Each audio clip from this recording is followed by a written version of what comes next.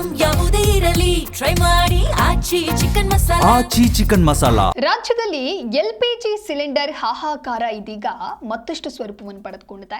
ಕೇಂದ್ರಕ್ಕೆ ಮತ್ತೆ ಪತ್ರವನ್ನು ಬರೆದಿದ್ದಾರೆ ಸಿಎಂ ಸಿದ್ದರಾಮಯ್ಯ. ಸಿಲಿಂಡರ್ ಕೊರತೆಯಿಂದಾಗಿ ಹೋಟೆಲ್ ಪಿಜಿ ಓನರ್ ಕಂಗಾಲಾಗಿ ಹೋಗಿದ್ದಾರೆ. ಹೋಟೆಲ್ ಪಿಜಿಗಳ ಮೇಲೆಯೂ ಎಲ್ಪಿಜಿ ಕೊರತೆಯ ಪರಿಣಾಮ ಬೀರಿದೆ.